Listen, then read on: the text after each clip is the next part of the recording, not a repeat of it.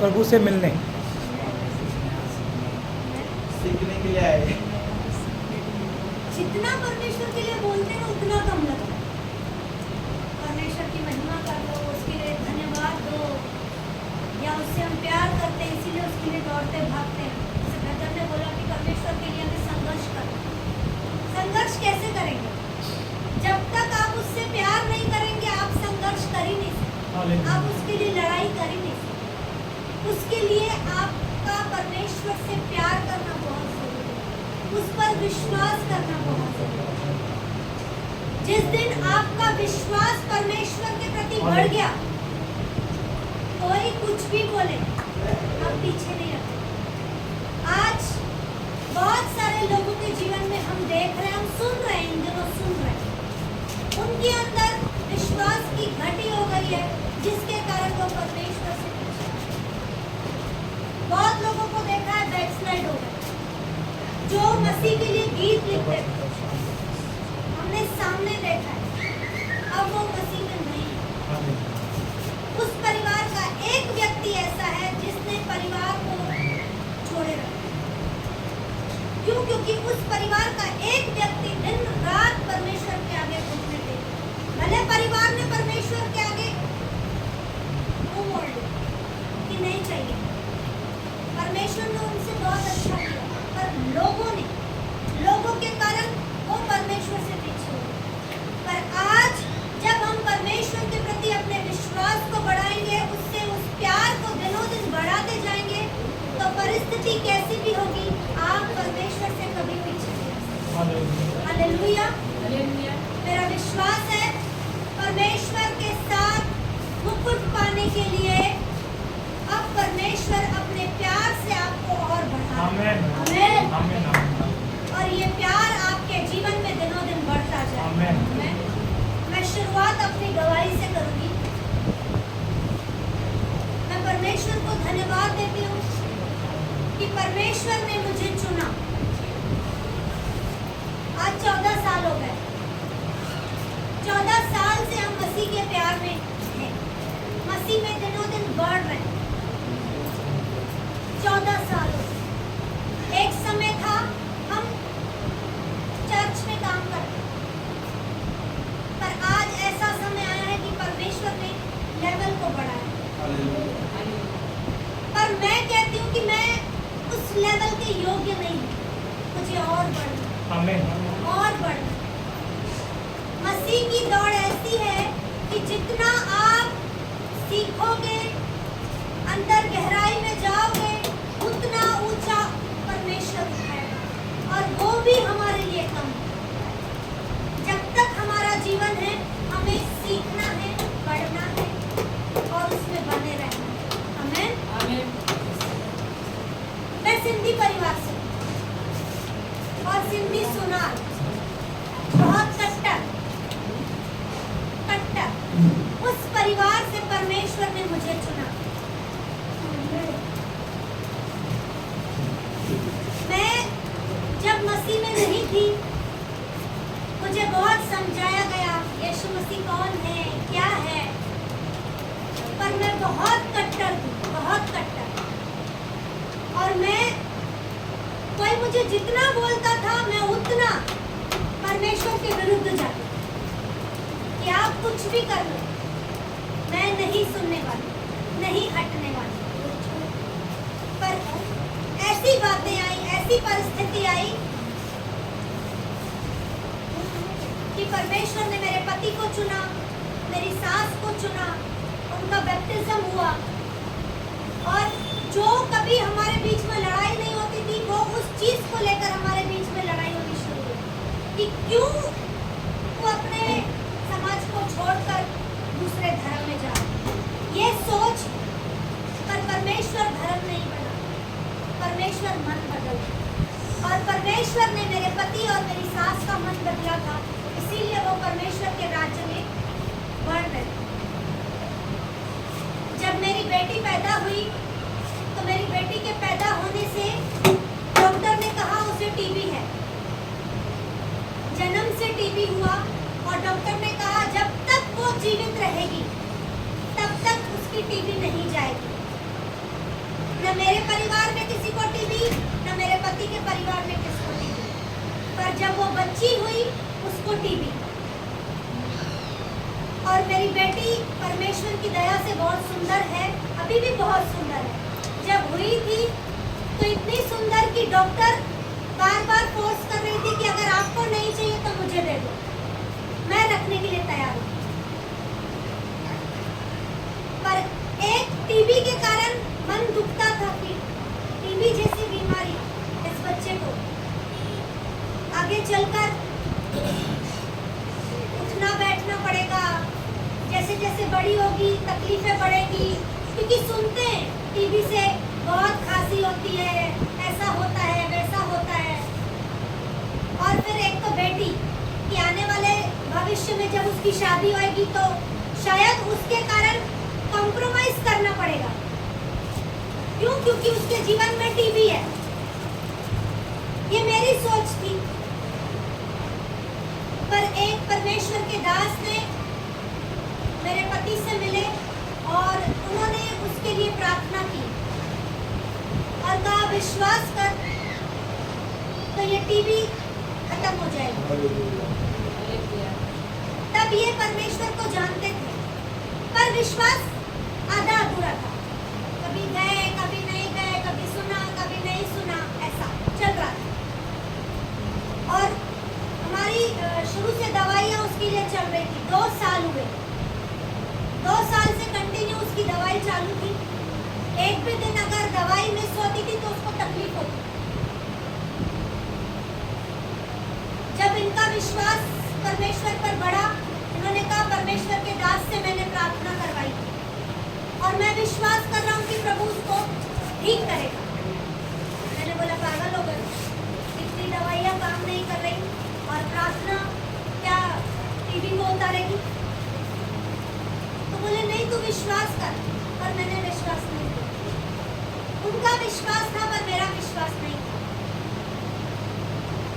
ऐसे ही चल रहा था और फिर एक डॉक्टर ने टेस्ट किया और उसका रिपोर्ट दिल्ली जाने वाली थी और कहा कि 3 दिन के बाद इसकी रिपोर्ट आएगी। और उसी दौरान इनका विश्वास परमेश्वर में बढ़ रहा था। ये प्रार्थना जैसे करवा कर आए थे तो उन्होंने कहा कि परमेश्वर चंगा करेगा। मैं सुन रहा हूँ लोगों के जीवन में कार्य होता है तो मेरी बेटी के जीवन में भी कार्य होगा। और तब इन्होंने मुझसे रिक्वेस्ट की कि मैं तेरे से एक रिक्वेस्ट कर रहा हूँ, हम ये 3 दिन इसको दवाई नहीं डालेंगे।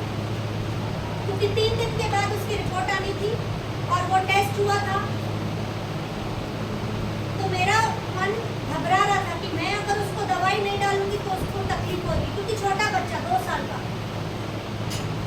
इन्होंने कहा लगेगा तो डाल देना, पर थोड़ा तो विश्वास कर, फिर देखते हैं आगे जो होगा।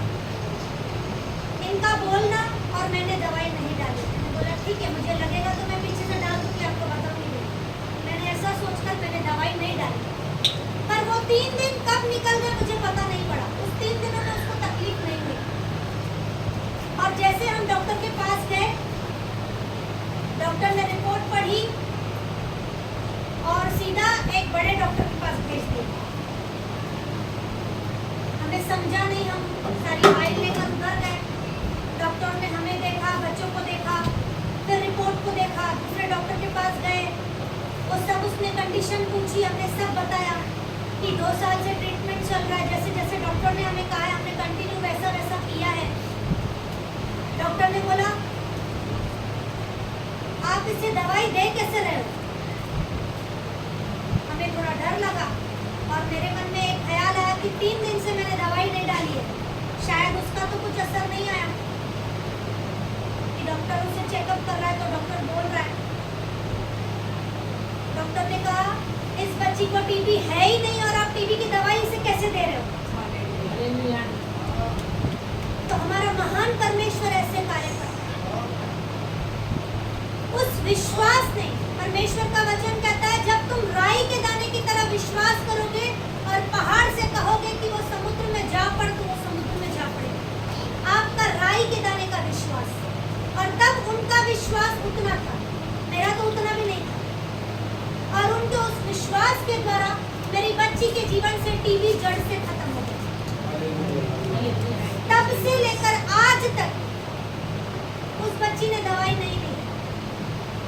नहीं तो वो बास्केट आता है ना, प्लास्टिक का टोकरी, वो ऐसे मेरी दवाइयों से भर जाती थी, क्योंकि 15 दिन होता था, डॉक्टर दवाई चेंज करता था।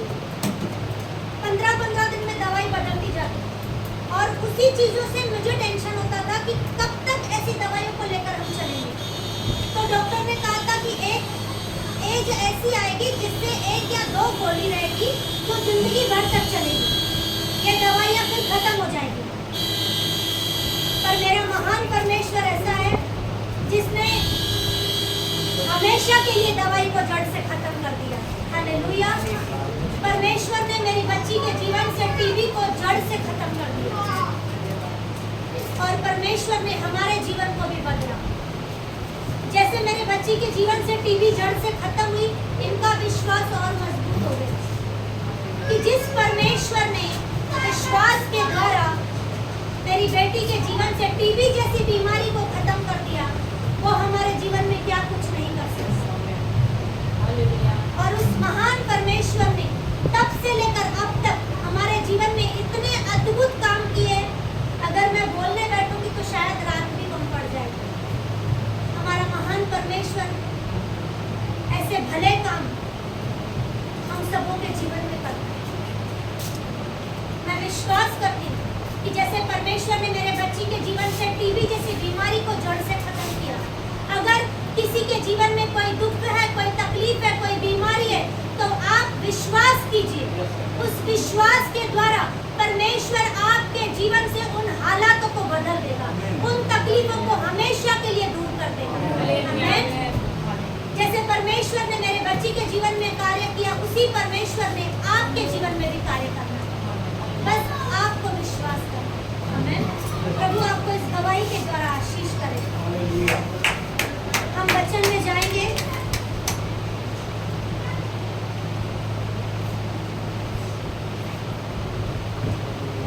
यूहन्ना 15 अध्याय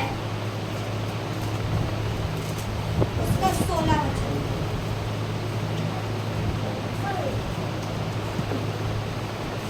15 का 16 कोई पढ़ेगा कि मैं पढ़ूं? तुमने मुझे नहीं चुना, परंतु मैंने तुम्हें चुना है, और तुमने नियुक्त किया है कि तुम जाकर फल लाओ और तुम्हारा फल बनता रहे। कि तुम मेरे नाम से जो कुछ पिता से मांगो वह तुम्हें दे। आमीन। वचन कहता है, तुमने मुझे नहीं चुना, परंतु मैंने तुम्हें चुना है और तुम्हें नियुक्त किया है कि तुम जाकर फल लाओ और तुम्हारा फल बना रहे, कि तुम मेरे नाम से जो कुछ पिता से मांगो वह तुम्हें दे। आमीन। जैसे मेरे पति ने जब विश्वास किया तो परमेश्वर ने उसे चुन लिया, संसार से चुन लिया। जब चुन लिया तो उसके जीवन में परमेश्वर ने फल दिया, और वो फल था हमारी बेटी के जीवन में हमेशा की चंगाई। आमीन। अगर हम संसार में रहते तो अब तक दवाइयों में फंसे रहते। आज मेरी बेटी 14 साल की, 14 साल की है, पर वो दवाई एक भी नहीं लेती, एक गोली उसके जीवन में नहीं है। क्यों? क्योंकि परमेश्वर ने जड़ से उन गोलियों को, दवाइयों को खत्म कर दिया। जब हमने विश्वास किया तो परमेश्वर ने संसार से चुन लिया। बहुत बार हम बोलते हैं कि हमने यीशु मसीह को चुना है, इसीलिए तो हम यीशु मसीह के पास जा रहे हैं, पर रॉन्ग। हम अलग अलग बातों में फंसे थे, तकलीफों में फंसे थे, पर यीशु मसीह की कृपा हम पर हुई और उसने अपने अनुग्रह के द्वारा हमें चुन लिया। जब उसने चुना तो अब हमारा काम है उसके पीछे चलना। जब हम उसके पीछे चलते हैं तो जो, जैसे ब्रदर ने कहा, जीवन का मुकुट हमारे पास है, वो मुकुट हमारे पास आ जाता है। सिर्फ हमें चलना है, और हम चलना शुरू करेंगे तो आशीषों को अपने जीवन में देखेंगे। आमीन।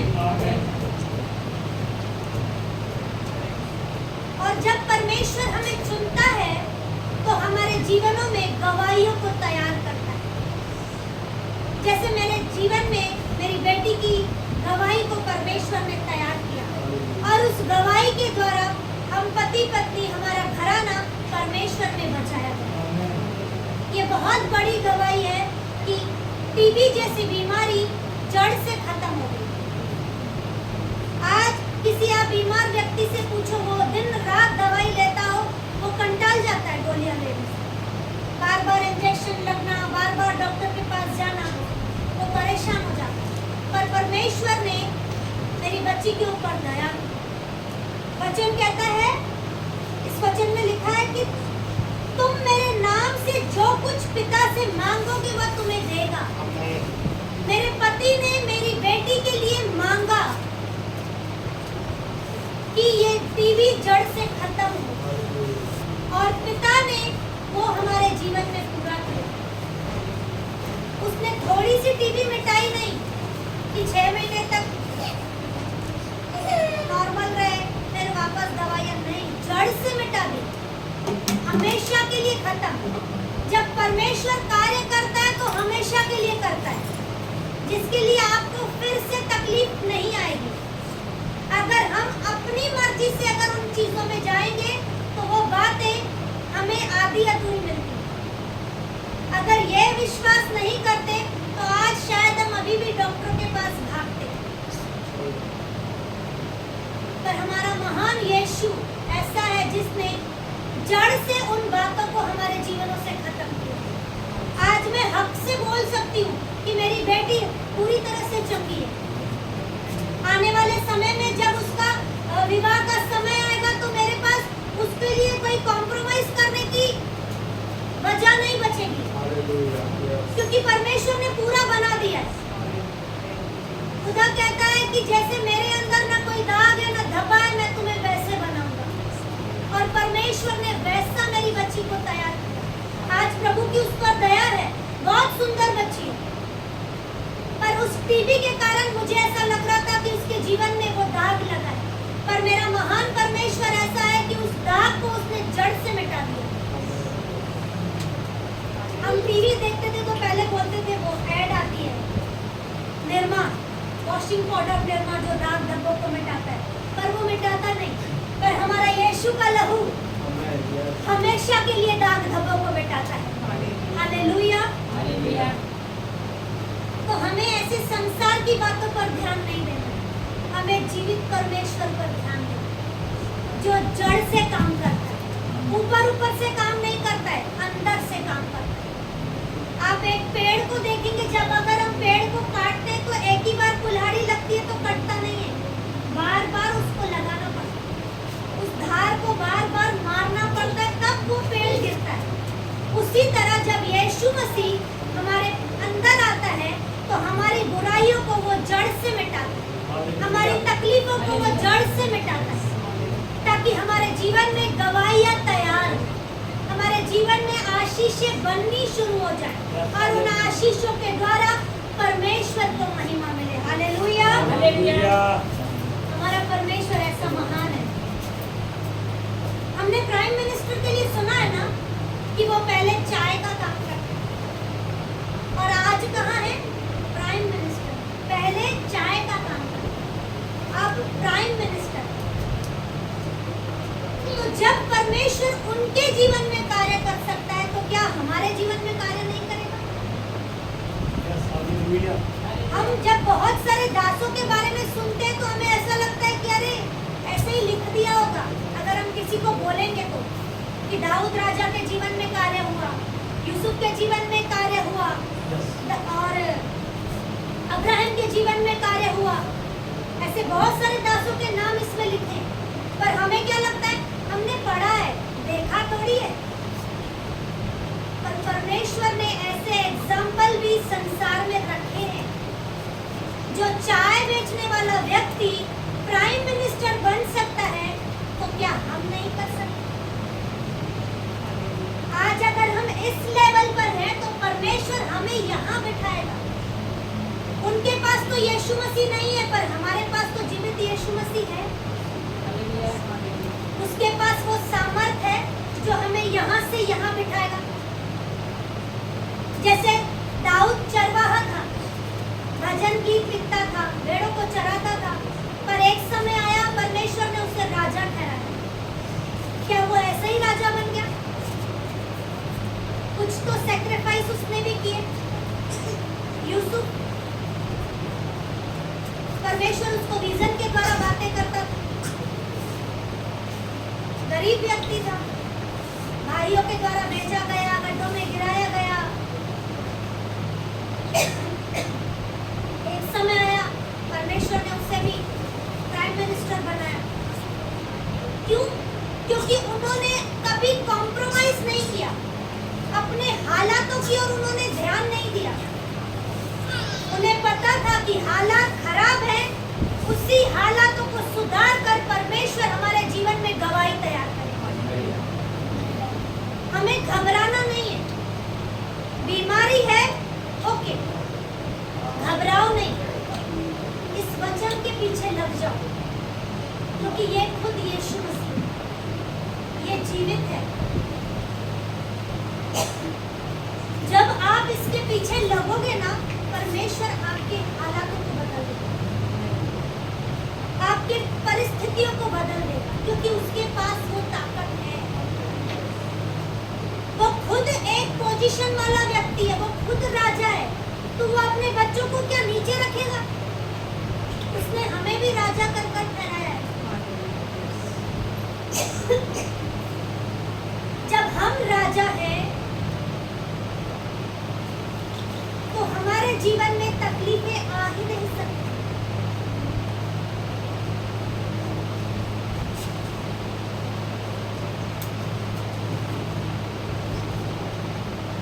हमारे जीवन में तकलीफें नहीं आ सकती। तकलीफें आएंगी तो डरना नहीं है। क्यों? क्योंकि हमारे पास समाधान है, हमारे पास अधिकार है, हमारे पास यीशु मसीह है, लड़ने की ताकत है। जब आपकी अगर तकलीफें बढ़ रही हैं, तो आप दुनिया की ओर देखना छोड़ के यीशु मसीह की ओर देखना शुरू कर दो। अपने घुटनों को परमेश्वर के आगे टेकना शुरू कर दो। अपने इन हाथों को खुदा की ओर उठाना शुरू कर दो। आपके हालात कब बदल जाएंगे आपको भी पता नहीं पड़ेगा। जब मेरी बच्ची 2 साल तक दवाइयों में परेशान थी, तो मुझे और मेरे पति को पता है हम लोग कितना परेशान थे। हम कहीं जाते थे तो दवाइयों का ऐसे बैग लेकर जाना था। 2 साल हमने भुगता, पर आज खुशहाल जिंदगी जी रहे। कोई टेंशन नहीं है अभी बच्चे कि उसके ऊपर टीबी है, नहीं। अब हमें सिर्फ उस बात की चिंता है कि परमेश्वर उसके लिए और अपने मार्गों को तैयार और उसे अपने करीब लेकर। जिस परमेश्वर ने उसे बनाया है, तो उसके जीवन में वो आशीष देगा ही। वो आशीषों को छीनता नहीं है, वो आशीषों को उंडेलता है। आशीषों से हम खुद वंचित होते हैं। हम ही लापरवाही करते हैं जो उन आशीषों तक पहुंच नहीं पाते। खुदा ने सब कुछ दे दिया है, सब कुछ कर दिया है, पर हमारा विश्वास कमजोर होने के कारण हम उन चीजों को अपने जीवन में नहीं ले पाते। अब परमेश्वर ने चुन लिया, परमेश्वर ने सब कुछ अच्छा कर दिया। अपने जीवन को चेक करना शुरू करो। क्या अब भी कोई ऐसी बातें हैं जो हमें उन आशीषों से दूर रख रही हैं? अगर आपके जीवन में झूठ अभी भी ज्यादा है, जो लोगों को तकलीफ देता है, उस झूठ को अपने जीवन से खत्म करो। अगर हमारे जीवन में चुगली है, यहाँ की वहाँ करते, यहाँ की सुनकर आए, वहाँ पर चालू हुआ, यहाँ से सुने, मिर्च मसाला लगाया, उसको बताया, आशीषों से दूर होते जाओ। हमारे जीवन में अगर पाप है, तो उस पाप से बचो।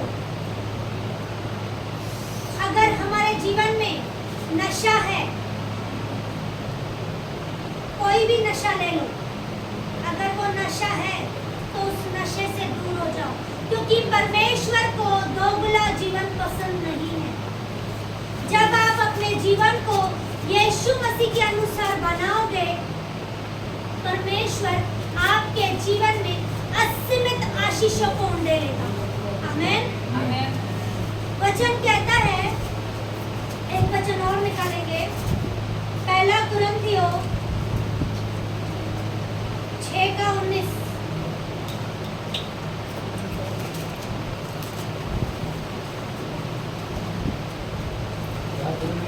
कि तुम्हारा देह पवित्र आत्मा का मंदिर है, आमीन।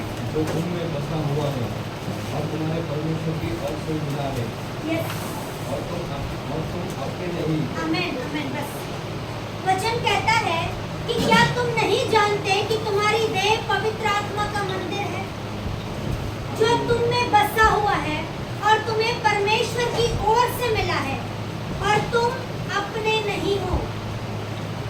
ये शरीर परमेश्वर का मंदिर है। वचन कहता है जब हमारे ऊपर पवित्र आत्मा आती है तो अब हम अपने भी नहीं हैं, हम हालेलुया। यीशु मसीह के हैं। Amen. हम यीशु मसीह के हैं, Hallelujah. हम अपने नहीं हैं। तो इस मंदिर को बना कर रखना, संवार कर रखना बहुत जरूरी है। हम बहुत बार लकड़ी के घर को सजाने में अपना समय निकालते जाते हैं। क्या वो लकड़ी का घर हमें काम में देगा? कुछ काम में आएगा? यही छोड़कर जाना है। आज हम अपने घर को जब बनाते हैं, जब हम घर लेते हैं, अच्छी अच्छी चीजों से डेकोरेशन करते हैं, अच्छा पलंग लेंगे, अच्छी कुर्सियां लेंगे, अच्छी अच्छी चीजें लेंगे, पर एक दिन हमें उसको छोड़कर जाना है। तो जो जाने वाला है हमें उससे संवारना है, उससे संवारना है। जो परमेश्वर ने हमारे ऊपर आत्मा उंडेली है, उस आत्मा को हमें बना कर रखना है, संभाल कर रखना है, नशे से दूर रखना है, बुराई से दूर रखना है, पाप से दूर रखना है, गंदगी से, व्यभिचार से दूर रखना है, चुगली से दूर रखना है। बहुत बार हम सिर्फ सुनते हैं, आपस में दो बहनें बातें कर रही है, वो उसकी बुराई, वो उसकी बुराई, हम वहाँ पर सिर्फ सुन रहे हैं। सबसे बड़ा पाप वो है सुनना। भले आपने वहाँ पर बोला नहीं, पर वो पाप आपके अंदर आ गया, और आज नहीं कल वो एक ज्वालामुखी की तरह फटेगा। तो जहाँ बुराई हो रही है, जहाँ चुगली हो रही है, वहाँ से साइड हो जाओ। हमारा काम नहीं है। परमेश्वर ने इस मंदिर को संवारने के लिए रखा है, खराब करने के लिए नहीं रखा है। वचन कहता है कि तुम अपने नहीं हो। हम किसके हैं? यीशु मसीह के हैं। हम पवित्र आत्मा के हैं। Amen. हमारा काम क्या है? इस मंदिर को बना कर रखना। जब तक हम इस संसार में हैं, इस शरीर को बना कर रखना हमारी जिम्मेदारी है। Amen. अगर आपका शरीर बुराई की ओर जा रहा है, प्रार्थना में बैठना ज्यादा शुरू कर दो, परमेश्वर की संगति में बैठना शुरू कर दो, वचन को पढ़ना ज्यादा शुरू कर दो।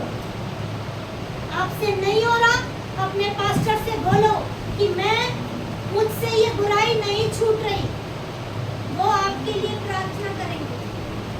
जब मिली हुई प्रार्थना होती है तो परमेश्वर और गहराई से कार्य करता है। वचन कहता है जब तुम 2 या 3 मेरे नाम से इकट्ठा होकर प्रार्थना करोगे तो मैं तुम्हारे मध्य में मौजूद होता हूँ।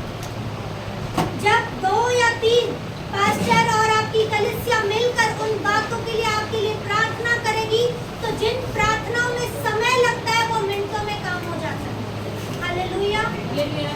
अगर आपको बुराई से बचना है, आप नहीं बच पा रहे, तो बोलो कि हमारे लिए प्रार्थना करो ताकि हम उस बुराई से बच जाएं। वचन कहता है धोखा मत खाओ।